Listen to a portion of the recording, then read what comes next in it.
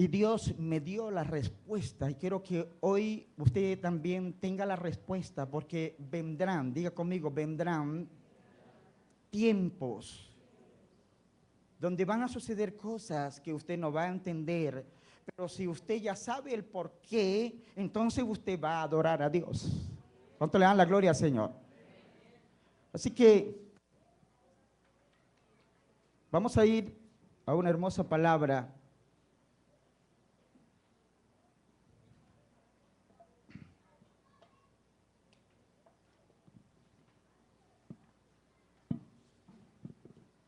Vamos a ir a Filipenses. Filipenses capítulo 4.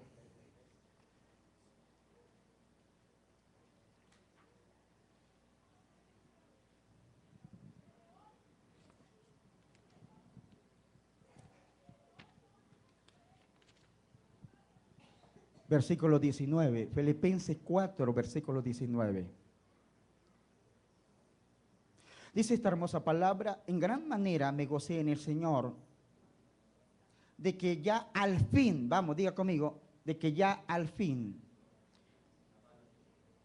Filipenses 4, 19.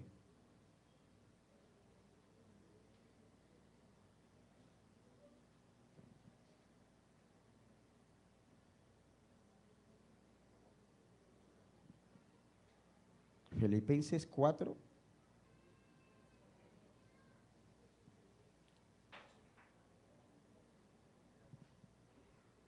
¿Estamos bien? 4:19. ¿Ese es el versículo? Mire su Biblia.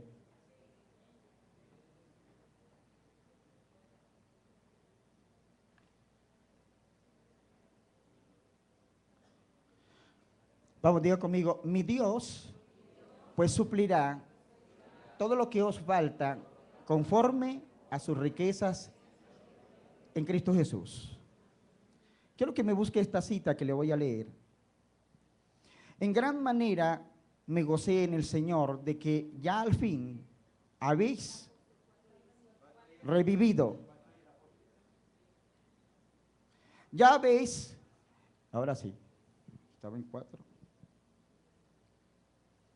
En gran manera me gocé en el Señor de que ya al fin habéis revivido vuestro cuidado de mí, y de lo cual también estaba solícitos, pero os faltaba oportunidad. Vamos, diga conmigo, pero os faltaba oportunidad.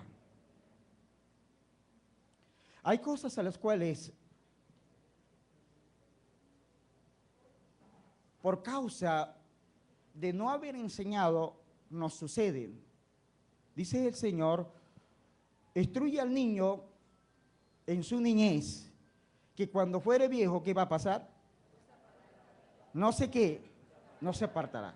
¿Sí? No se apartará. ¿Sí? Entonces, hay ya muchos adultos, pero hay otros también niños en la vida de Dios. Quiero hoy que usted entienda esta palabra, esta hermosa palabra del Señor. Dice el apóstol Pablo: en gran manera me gozo en el Señor de que ya al fin habéis revivido. Vamos, diga conmigo, revivido vuestro cuidado de mí. Vamos, diga conmigo, vuestro cuidado de mí. De lo cual también estaba solícitos, pero os faltaba la oportunidad. Hoy vamos a hablar una parte acerca de una persona llamada Epafrodito. ¿De quién? ¿De quién? De Epafrodito. O sea, he dado inicio, pero no es en sí el inicio lo que quiero hoy darles. Pero sí, Epafrodito nos da una herramienta el cual nosotros podamos estar firmes. Vamos, diga conmigo, firmes contra todas las acechanzas de la obra del maligno. Firmes contra todo lo que nos rodea. Vamos a ir a San Mateo, capítulo 24, y vamos a leer los versículos 32 al 35. San Mateo, que es lo que quiero hoy iniciar con eso, y después finalizo con Filipenses. En San Mateo capítulo 24 dice la palabra, versículo 32, de la higuera aprender. Vamos, diga conmigo, de la higuera aprender la palabra. Cuando ya su rama está tierna y brotan las hojas, sabéis que el verano está cerca. Vamos, diga conmigo, déjenmelo por favor. Diga conmigo, cuando ya sus ramas están tiernas y brotan sus hojas, sabéis que el verano está cerca. La higuera es una de las plantas las cuales Dios catalogó al pueblo de Israel que era una higuera. Dios habla de los frutos de la higuera malos, de los frutos de la higuera buenos. Hay mucha palabra profética y mucha palabra para dar a entender por qué Israel se secó, si fue que mismo Cristo declaró una palabra sobre la higuera que estaba estéril. Pero no voy a hablar de eso, voy a hablar acerca de por qué pasan estas cosas. Cuando vemos nosotros esto, tenemos que leer lo que viene, versículo 33. Así también vosotros cuando veáis todas estas cosas. ¿Cómo dice? Diga conmigo, cuando yo vea, vamos, cuando yo vea, ¿qué es lo que voy a ver? Devolvámonos al versículo 32. De la higuera aprender la palabra, cuando ya su rama está tierna y brotan las hojas, sabéis que el verano está cerca. Versículo 33. Así también vosotros cuando veáis todas estas cosas. ¿Qué van a ver? ¿Qué van a ver? Cuando la higuera brote sus ¿qué? Sus hojas. Cuando la higuera empiece a entrar en tiempos de primavera, es versículo 34. De cierto os digo que no pasará esta generación. ¿Cómo dice? No pasará esta generación hasta que todo esto acontezca.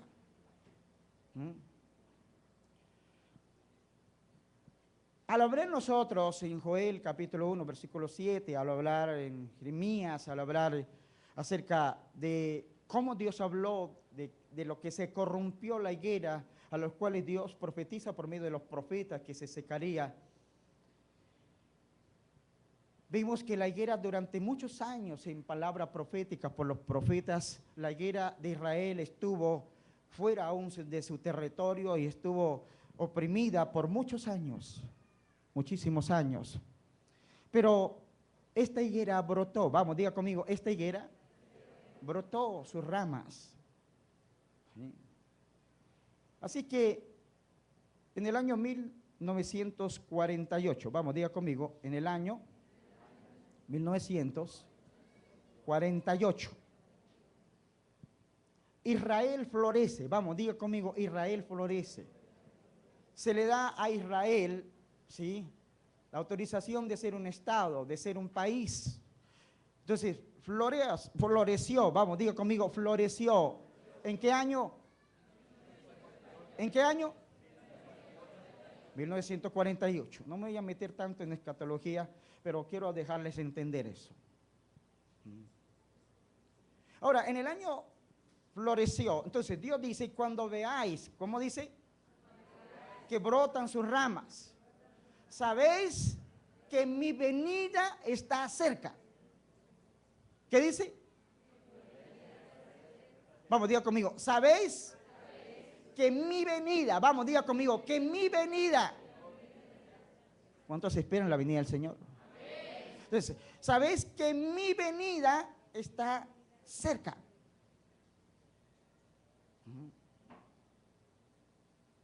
El versículo 33, por favor. No, 34.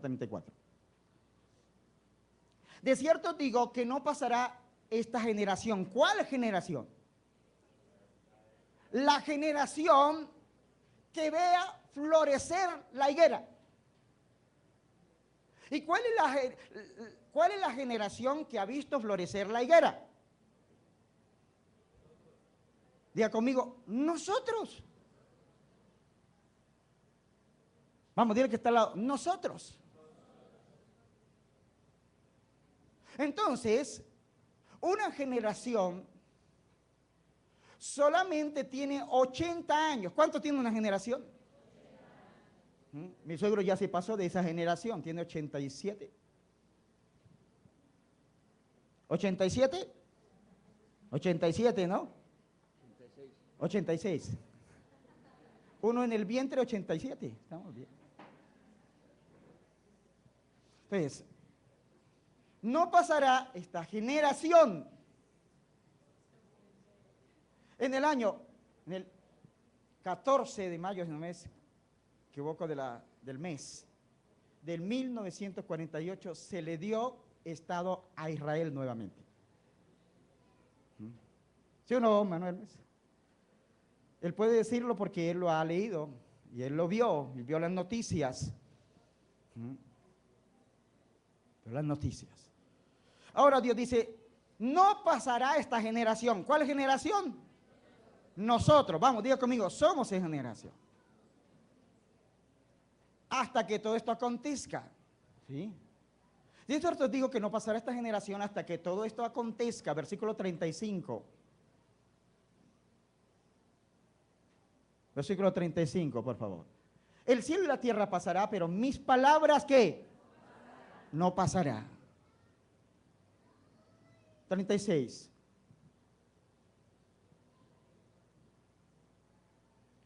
Pero el día ni la hora nadie sabe, ni aun los ángeles que están en los cielos, sino solamente mi Padre. Diga conmigo, nadie sabe ni el día ni la hora, pero sí conocemos la profecía. ¿Qué conocemos? ¿Qué conocemos? Diga conmigo, sí conocemos la profecía. ¿Cuál profecía? Que la higuera floreció y que somos la generación que estamos viendo florecer, ¿sí?, esa higuera. Entonces, al mirar el versículo 33, volvamos al 33.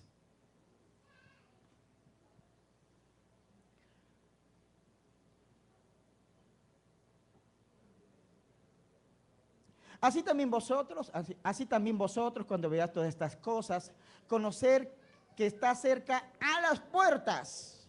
¿Quién está a las puertas? ¿Quién está a las puertas? ¿Quién? La venida de nuestro amado Rey de Reyes y Dios de Gloria. Aleluya. ¿Quién está a la puerta? Por tu sangre.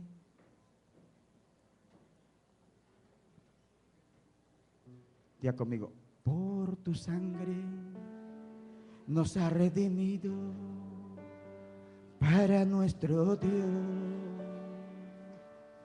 de todo linaje, pueblo, lengua y nación.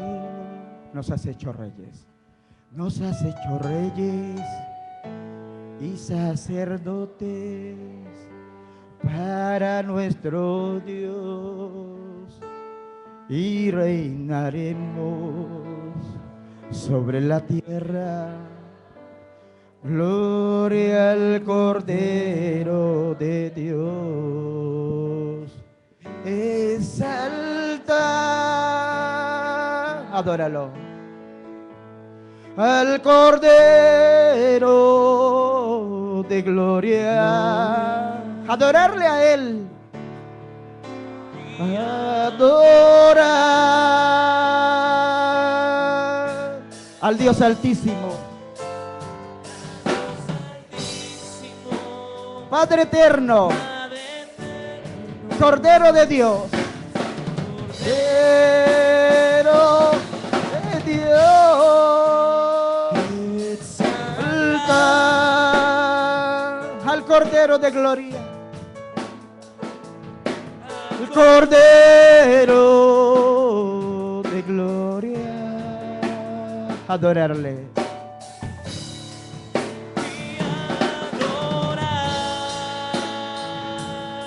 Dios Altísimo, Aleluya, al que vive y reina. y reina. Bendito tu nombre, oh Dios. Orar Al Dios Santísimo, Padre eterno, Cordero de Dios, con tu sangre nos ha redimido nos ha redimido para nuestro Dios para nuestro de todo linaje, lengua. Bendito tu nombre, de todo linaje, pueblo, lengua y nación. Nos has hecho reyes y sacerdotes. nos has hecho reyes y Sacerdotes para nuestro Dios, para nuestro y reinaremos y reinaremos sobre la tierra. sobre la tierra. Díselo a él. Y el Cordero de Dios. Exaltarle a él, al Cordero de gloria. Al Cordero Cordero de gloria. Adorarle. Adorar.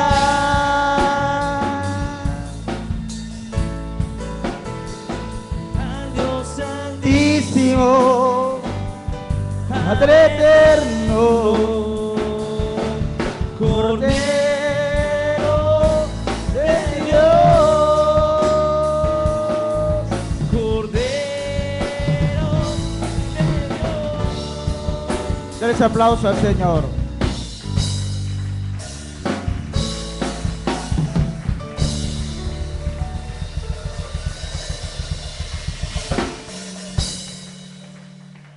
Esta es la última profecía que Cristo dio de los tiempos.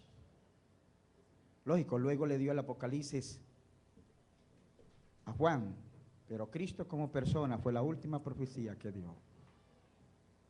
Entonces, ¿quién es la última generación? ¿Quién es la última generación? Vamos a decirle que está al lado. La última generación somos nosotros. ¿Qué somos? ¿Qué somos? Diga conmigo, somos la última generación. ¿Por qué? Porque somos los que hemos visto florecer la higuera. Entonces dice, no pasará, ¿sí?, esta generación. Y luego digo, y entonces vendrá, será la venida del Hijo del Hombre. Versículo 35, por favor. El cielo y la tierra pasará, mis palabras no pasará. Versículo 36. Pero el día ni la hora nadie sabe, ni aun los ángeles que están en los cielos, sino solo mi Padre. Mas como en los días de Noé, así será la venida del Hijo del Hombre. Porque como en los días antes del diluvio estaban comiendo y viviendo, casándose y dándose en casamiento hasta el día en que Noé entró en el arca. Y no entendieron hasta que vino el diluvio y se los llevó a todos, así será también la venida del Hijo del Hombre.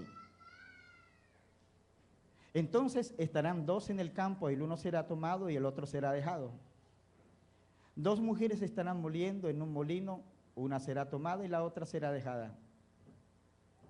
Velad pues, porque no sabéis a qué hora ha de venir vuestro Señor.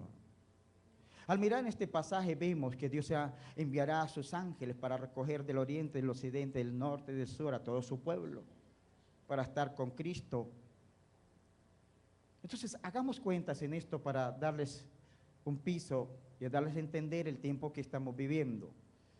Si una generación marca 80 años, entonces, del año 48 a nuestra fecha, ¿cuántos años han pasado? ¿Cuánto? 66 años. Vamos, diga conmigo, 66 años. Hay algo que hay que dejar entendido, es que del calendario hebreo al calendario gregoriano se perdieron 4 años y están perdidos 4 años por el cambio de calendarios. Entonces hay 4 años que están perdidos. Entonces, diga conmigo, 66 más 4 que están perdidos, 70. Dile a que está al lado, ¿cuántos nos falta? ¿Cuántos nos falta para que termine el periodo de los 80? 10 años. Iglesia, a veces usted no entiende que estamos en el último momento. Sí, el día y la hora, pero no dice el día y el año, dice el día y la hora. No dice el día y el año, porque ya sabemos los años. ¿Qué sabemos? ¿Sí? No dice el día y los años, dice el día y qué. Entonces, la venida de Cristo por nosotros está en este periodo de estos 10 años. Yo no lo estoy inventando, está ahí en la palabra. Ahora, entonces, ¿por qué suceden todas estas cosas? ¿Sí? Si miramos nosotros la escatología, no voy a hablar de eso porque me alargaría y confundiría a más de uno, pero ¿qué es lo que quiero darle algo muy entendible? Es que en este periodo de estos 10 años van a ocurrir cosas que jamás nunca usted había entendido. Iglesia, la presencia de Cristo por nosotros está a las puertas. Está a las puertas. Así que, ¿por qué suceden cosas que nosotros no entendemos estando en bien y a los malos no les pasa nada? Dile a que está al lado, porque estamos en una guerra espiritual. Vamos, dile que está al lado, en una guerra espiritual. Porque Satán siempre quiso gobernar y es el que gobierna este mundo y gobierna el pecado en el mundo. Entonces, a los hijos de Dios que tienen el propósito de Dios, la obra de las tinieblas tratará de sacarlos. ¿Y cómo los va a sacar? Por eso dice la palabra del Señor que dice que la profecía acabará. ¿Qué dice? Las lenguas acabarán. La ciencia acabará. Y va a permanecer ¿qué? ¿Va a permanecer qué? El amor. ¿Por qué? Porque se está acabando la profecía. Vamos, diga conmigo, se está acabando la profecía. Entonces, si la iglesia no entiende que tiene que estar en la presencia de Dios, el apóstol Pablo dijo, porque nuestras armas son poderosas en Dios. ¿Cuáles son nuestras armas? Diga conmigo, el ayuno, la oración y la adoración.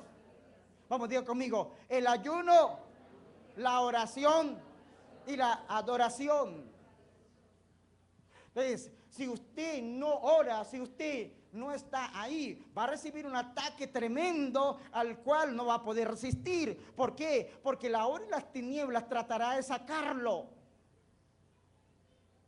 Entonces, si la hora y las tinieblas toca a un hijo suyo, si usted no está lleno espiritualmente, usted no querrá leer la Biblia, usted no querrá ir a la iglesia, usted no va a querer estar, oye, me viene adorando.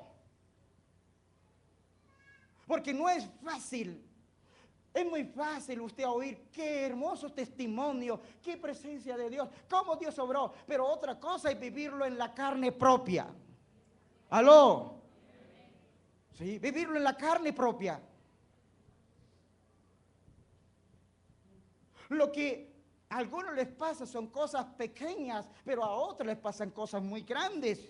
Entonces, diga conmigo, en una guerra, vamos, en una guerra, siempre habrán heridos y habrán muertos. Entonces, ¿qué necesitamos nosotros? Estar como guerreros. Vamos, diga conmigo, como guerreros. Si usted no está en oración, en ayuno, la obra de las tinieblas lo tocará. Algunos dicen, pues el diablo no existe. Le respeto eso a usted, pero nosotros sabemos que sí existe. ¿Sí? ¿Por qué? Porque levantó un ejército que el mismo hombre le creyó a él para tener fuerzas. Mas en medio de nosotros no hay agorería, como lo habla Levítico 23:23. Más, sí, dile que está al lado, el que se descuida. Vamos, dile, el que se descuida. Pero si nosotros estamos En medio de eso vamos a estar, aunque nos pasen cosas. Iglesia, porque dígame una cosa, ¿será que los que en el ejército o en la policía, algunos caen y son abalaceados, ¿sí? Y muertos, ¿será porque ellos eran malos? Bueno, pero ¿por qué les pasa eso a ellos? Porque están en guerra. ¿En qué están? ¿En qué están?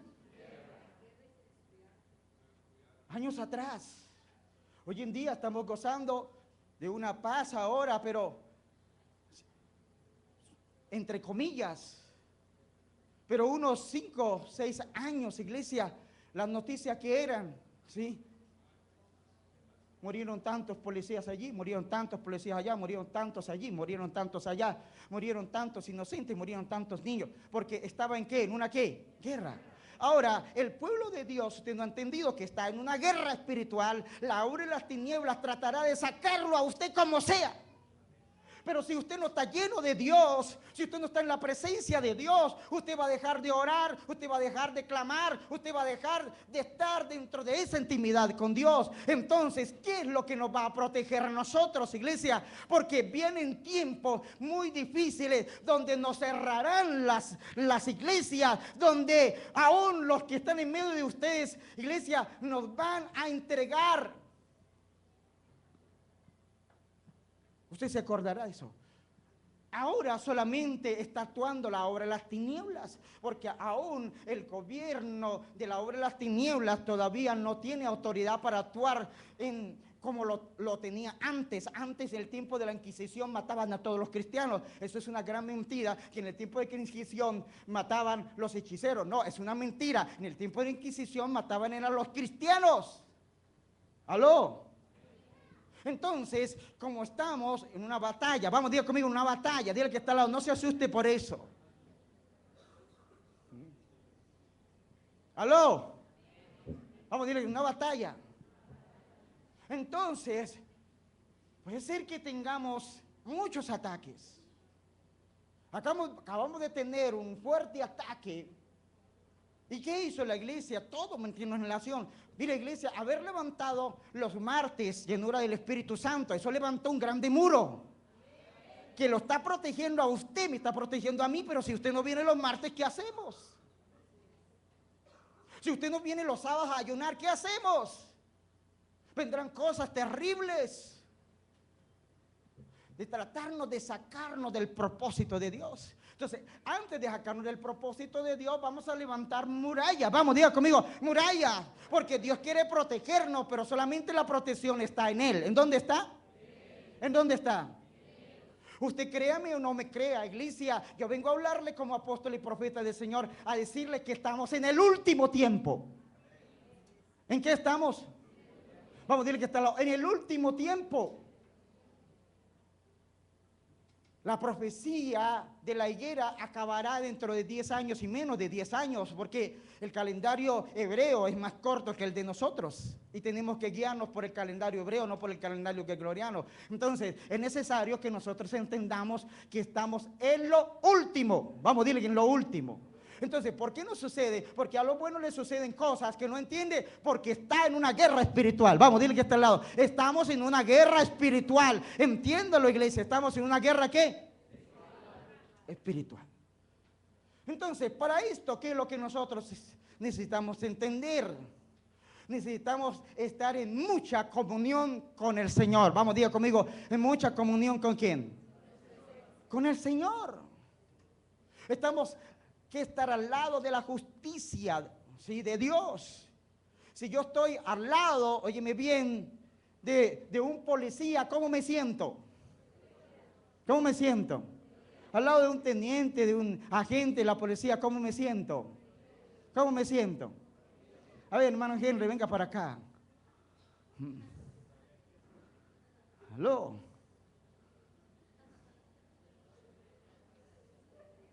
Bueno, alguno métese conmigo hoy.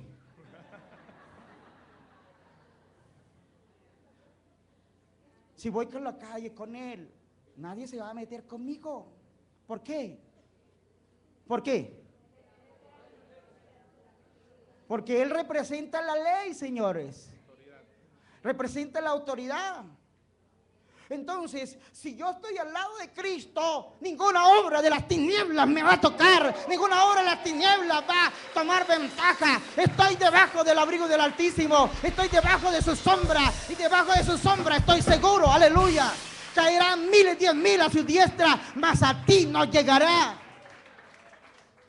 Ciertamente con sus ojos mirará la recompensa de los impíos. Por eso necesitamos estar, iglesia. Usted estaba esperando una respuesta porque aún se atrevieron a decirme, oye, pastor, apóstol, si Dios te usa tanto en sanidades, en palabras proféticas, ¿por qué su hijo está enfermo? ¿Por qué? ¿Por qué? ¿Porque me descuidé? No, porque soy un enemigo para él. ¿Aló? Usted es un enemigo para la obra de las tinieblas. Vamos, dile, usted es un enemigo para la obra de las tinieblas. Ese es el tiempo donde vamos a estar profetizando los últimos tiempos. Y vamos a estar ganando almas como nunca. Vamos a quitarle las almas a la obra de las tinieblas.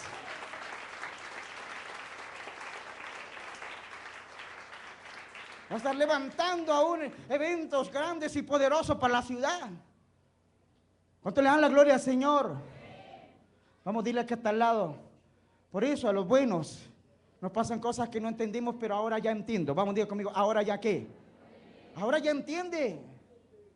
¿Por qué cree que la obra de las tinieblas me atacó a mi hijo? ¿Por qué no me atacó a mí?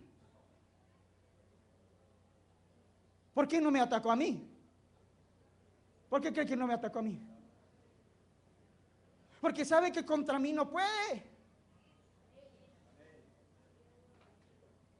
Pero como hay un futuro apóstol, entonces los mismos tiempos, ¿por qué Herodes quiso matar a Jesús?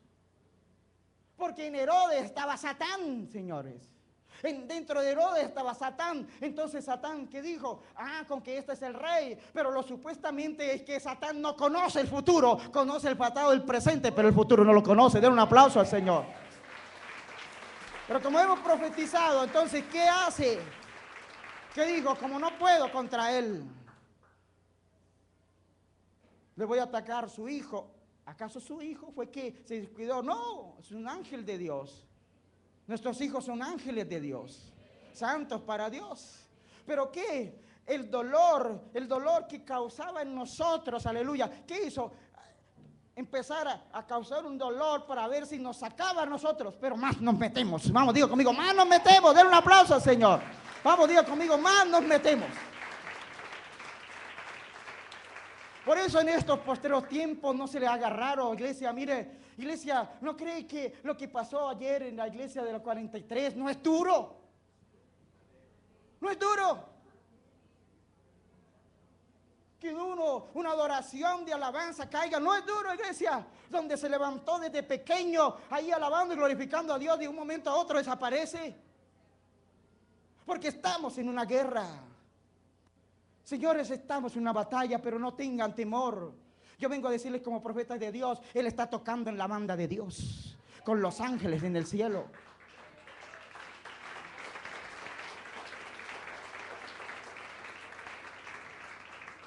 Para los que iniciaron el principio del avivamiento, en los hechos, no celebraban lutos, se aprovechaban el luto para ganar las almas. No era uno, no era dos, eran muchos. Por eso se hace necesario, iglesia, que nosotros entendamos que necesitamos, sí, estar unidos. ¿Cómo? Por eso he traído esta palabra de los Epafroditos. Iglesia, Epafrodito es una persona que usted no ve que predicó. Epafrodito, usted ve en la Escritura que él no da un discurso ni él hizo nada, pero tiene un ministerio a los cuales hoy en día se necesita en medio de nosotros para colocar guardas. ¿Para colocar qué? Guardas. ¿Quién fue Epafrodito? Epafrodito fue la persona que estuvo al lado de Pablo en todo momento para darle fortaleza a Pablo, para darle fortaleza al hombre de Dios. ¿Cuánto le dan la gloria al Señor? Epafrodito tiene 4 cosas muy importantes, iglesia, que yo quiero que nosotros recalquemos. Epafrodito es la persona que el apóstol Pablo dice, mi hermano y colaborador. ¿Cómo dice? ¿Cómo dice? Vamos, diga conmigo. Epafrodito era la persona que, hermano y qué, colaborador. Hoy en día necesitamos que haya en Epafrodito los unos con los otros. ¿Por qué? Porque en el momento de la angustia, yo no necesito, usted no necesita leerme la Biblia, porque usted se sabe la Biblia. ¿Sí? Usted no necesita orar porque usted ora bastante. ¿Qué es lo que necesita en ese momento? Dile que está al lado, un abrazo. ¿Un qué? ¿Un qué? ¿Un qué? ¿Un qué? Por eso dice, mi hermano colaborador. ¿Por qué? Porque en los momentos de angustia estuvo con Pablo. ¿Con quién estuvo? Con Pablo. Entonces vendrán tiempos donde necesitamos epafroditos que estén al lado. Usted necesita un epafrodito que sea colaborador suyo. Vamos, dile que hasta al lado necesita un epafrodito. Mi hermano colaborador. Algo segundo que tiene este amado hombre es, diga conmigo, compañero de qué? De milicia. Vamos, diga conmigo, compañero. Usted no lo ve a Epafrodito predicando las mejores prédicas, ni estando delante de multitudes, pero estaba al pie del hombre de Dios. ¿Para qué? ¿Para qué? ¿Para qué? ¿Cómo lo dije? ¿Cómo lo dije? Diga conmigo, compañero de milicia. Compañero de milicia. Donde en el momento de la angustia está ahí al lado, orando. Vamos, diga conmigo, orando. Hombro a hombro. Algo cuarto que tiene Epafrodito para que nosotros colocamos guardas de protección es que Epafrodito era vuestro mensajero. ¿Qué era? ¿Qué era Epafrodito? Mensajero. Epafrodito es la persona, iglesia, a los cuales la iglesia se enteraba cómo estaba Pablo, porque Epafrodito era el que no hablaba mal del apóstol, sino que hablaba el bien del apóstol. El que no se reunía en las casas para chismosear, sino para orar. ¿Para qué? Donde él miraba la iglesia para orar, para adorar. ¿Para qué? Para adorar a Dios. Entonces, el apóstol Pablo estaba en la cárcel. ¿Cómo se enteraba la iglesia de lo que estaba pasando con Pablo? ¿Cómo se enteraba? ¿Por quién? Por Epafrodito.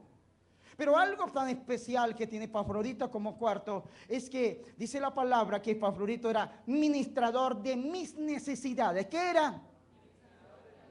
¿Qué es lo que hoy en día, sí, el apóstol Pablo dice, no tengo necesidad de nada, sino que busco frutos que abunden a vuestra cuenta? ¿Frutos qué? Entonces, la necesidad de Pablo. ¿Qué hacía Epafrodito?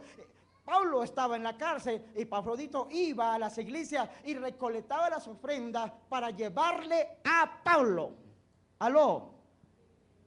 Hoy en día necesitamos Epafrodito. Usted necesita Epafrodito. Usted está en medio de una necesidad, necesita a alguien que esté a su lado, al menos para que vaya y le pida mercado a usted.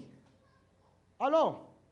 ¿Por qué? ¿Por qué nos deterioramos? Porque nos acabamos en medio de una batalla cuando estamos desamparados. ¿Desamparados de quién? De Dios no. Desamparados de los que supuestamente, sí, en los tiempos del amor y de la amistad. Ay, feliz día de amor y amistad. Feliz día de amor y amistad. ¿Y de qué? ¿Aló? ¿Aló? ¿Amor y amistad de qué?